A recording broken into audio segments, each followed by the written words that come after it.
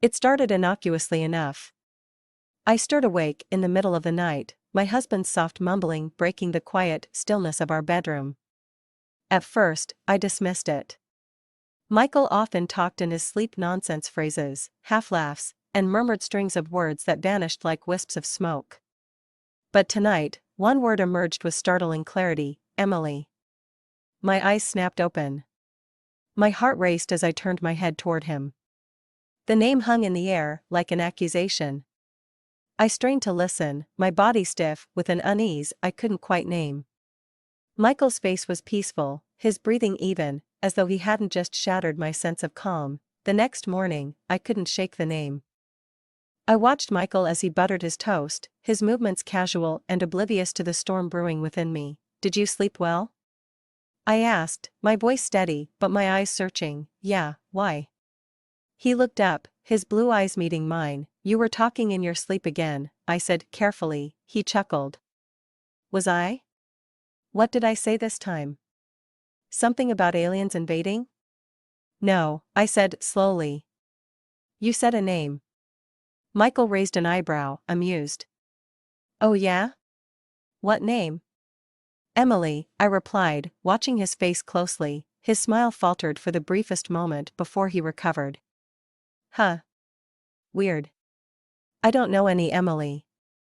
My stomach tightened. Are you sure? It sounded pretty clear. I'm sure, babe. He leaned over and kissed my forehead. Don't read too much into it. Dreams are just random junk our brains spit out. But I couldn't dismiss it so easily. The name lingered in my mind, a shadow I couldn't shake. A few days later, I shared my unease with my best friend, Rachel, over coffee. As I recounted the story, I found myself pausing frequently, second-guessing the words as they left my mouth. Rachel listened intently, her expression shifting from curiosity to concern. So let me get this straight, Rachel said, leaning back in her chair at our favorite coffee shop. Michael's been saying this name in his sleep, but you can't find any evidence that he's hiding something? I nodded, stirring my coffee absent-mindedly. It sounds stupid when you say it like that. It's not stupid, Rachel said firmly. It's weird. But maybe it's just a dream thing? Like his brain is processing some random memory? My voice faltered as I tried to explain further. I've tried telling myself that, but it's the way he says it. Like he's sorry for something. Rachel's brows knitted. Have you talked to him about it? I have, I said, recounting the moment I confronted Michael. He brushed it off. Said he didn't know any Emily. And you believe him? Rachel asked, her tone skeptical. I don't know, I admitted, my voice cracking. I want to. But something just feels off. That night, I lay awake, rehearsing how to broach the subject again. But as the hours ticked by, a nagging thought crept into my mind: was I creating this drama myself? The next morning, I decided to share the full story with Michael instead of confronting him. As we sat down for breakfast, I took a deep breath. Michael, I need to tell you something. He looked up, concerned. What is it?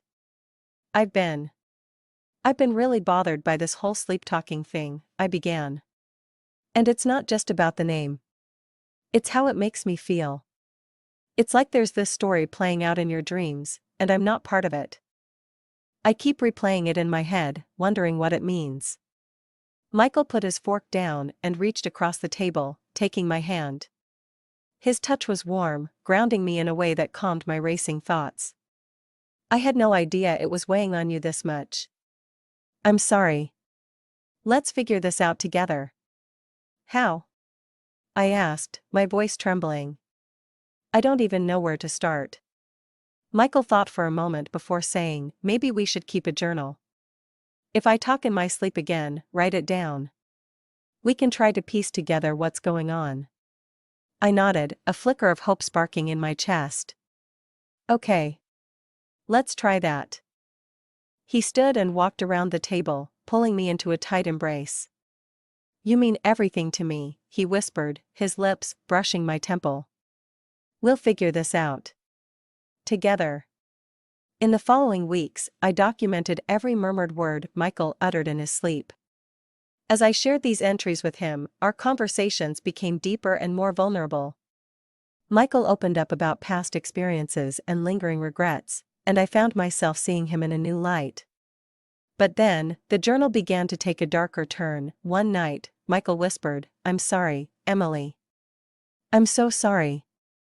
The anguish in his voice was undeniable. My hands trembled as I wrote it down, and the next day, I couldn't bring myself to show him. Instead, I called Rachel. "This is more than just some random memory," I told her, tears streaming down my face. "What if he's hiding something?" "You need to ask him," Rachel urged. "Whatever it is, you deserve the truth." That evening, I confronted Michael with the words. At first, he denied any significance, but as I pressed, his defenses crumbled. His eyes filled with tears as he admitted the truth. Emily had been his high school girlfriend, a vibrant and passionate girl who had died in a tragic car accident. He had carried the guilt of their final argument for years, burying it deep until it surfaced in his dreams. "I should have told you," he said, his voice breaking. "I didn't want to burden you with my past. But you have to know, you are my present and my future. You are the one I love." I sat in silence, the weight of his confession settling over me. Then, I reached for his hand. "Michael, I'm sorry you've carried this alone. But I'm here now. We can face it together." In the days that followed, we visited Emily's grave. Michael shared stories about her, and I saw the pain he had carried for so long. Together, we began to heal. The journal, once a source of tension, became a tool for understanding, helping us navigate the complexities of grief and love. That night, as we lay in bed, Michael pulled me close, his arms wrapping around me like a protective cocoon. "I love you," he murmured against my hair. "You're my forever." I nestled into his chest, the steady beat of his heart lulling me into a sense of peace.